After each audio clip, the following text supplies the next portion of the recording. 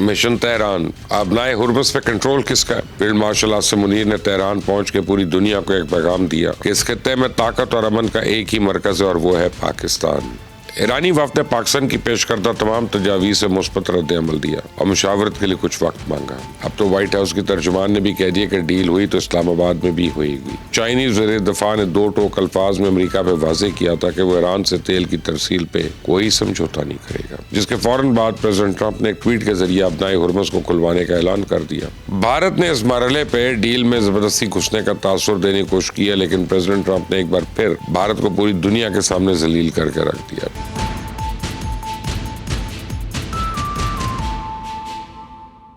बिस्मिल्लाहिर्रहमानिर्रहीम। Mission Tehran, आबनाए Hormuz पे control किसका है? क्या ईरान यूरेनियम पाकिस्तान के हवाले कर देगा?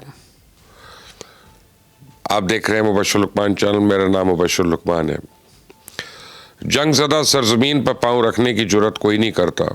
सालिसी के अमल में शरीक लोग मुज़ाकरात के लिए आमतौर पर किसी न्यूट्रल मुल्क का इंतखाब करते हैं और ईरान की जानिब से अपनी क़यादत को आज भी यही खदशा लाक है कि इजराइल सीज़ फायर मुआहदे की खिलाफ वर्जी करते हुए उन्हें कहीं भी किसी भी वक्त निशाना बना सकता है।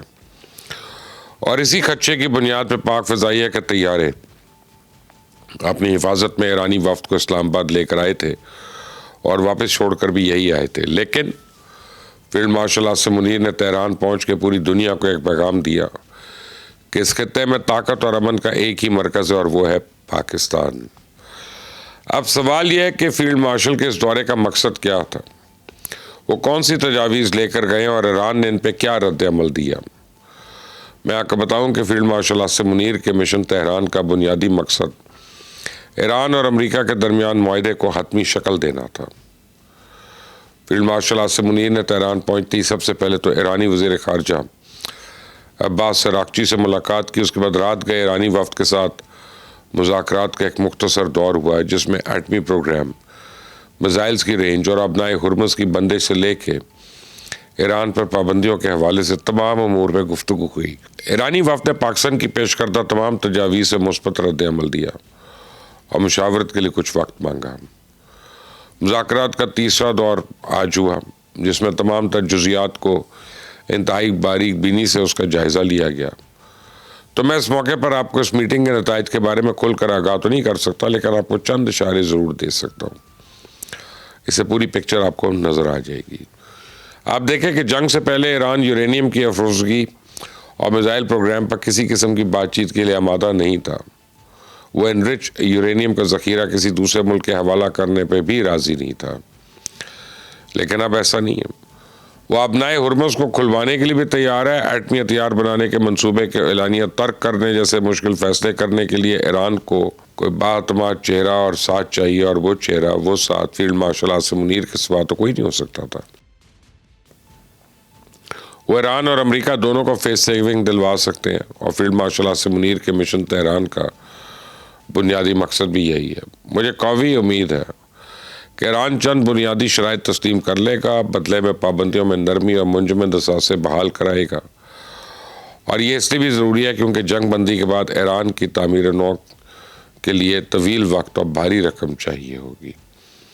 और ईरान ने अपने नुकसानात का जो तखमीना अक़वाम मुत्तहिदा को भिजवाया, इसकी मालियत को $250 अरब के करीब है।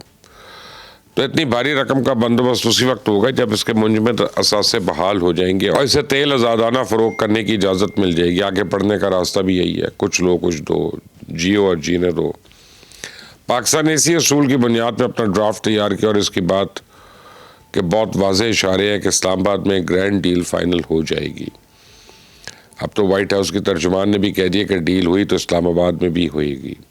I would just want to make one point that's important to the president.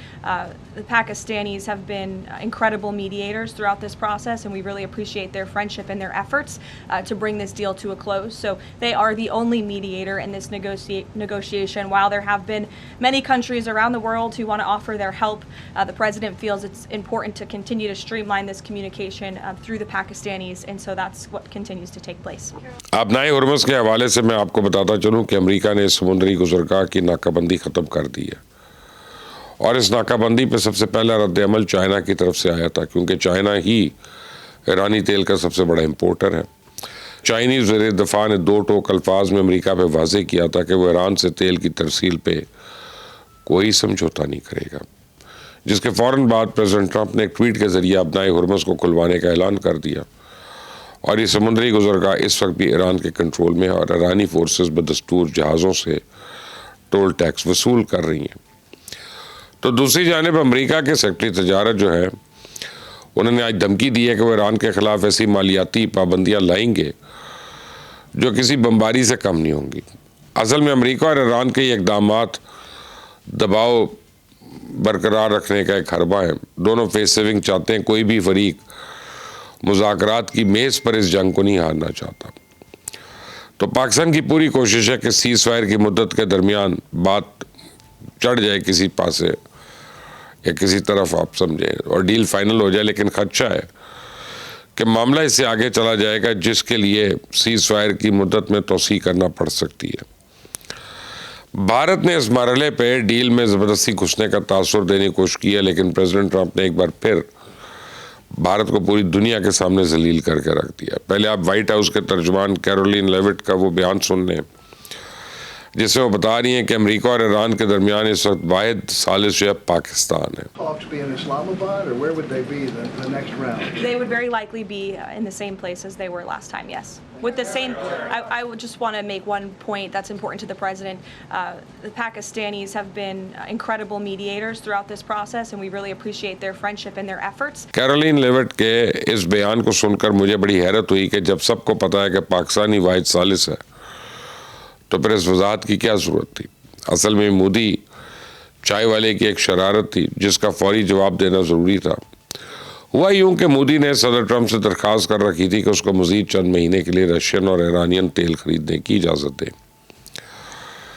President Trump ने मोदी को परसों एक तवील फ़ोन कॉल की और अपने फैसले से आगाह किया कि इस इशू पर कोई बात नहीं होगी। मोदी ने ज़िल्लत को छुपाने के लिए एक ट्वीट दाग दी कि इसने कल सदर ट्रंप के साथ मगरबी एशिया में जारी तनाज़े पर बातचीत की और इसके बाद गोदी मीडिया ने यह तासुर देना शुरू कर दिया कि सालसी के अमल में भारत भी शरीक है। लेकिन वाइट हाउस की तर्जुमान ने मोदी की साजिश को पहले मरहले में ही नाकाम बना दिया।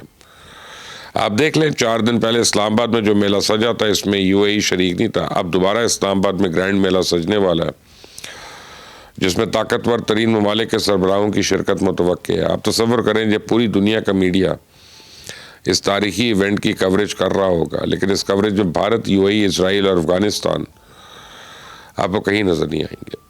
और तारीख इस जंग में इन चारों के किरदार को हमेशा याद रखेगी। आप भी याद रखिएगा। मुझसे शेयर करिए अपने कमेंट्स, अपनी राय। इस चैनल को सब्सक्राइब करिए, बेल आइकॉन को प्रेस करें। अल्लाह हाफिज़।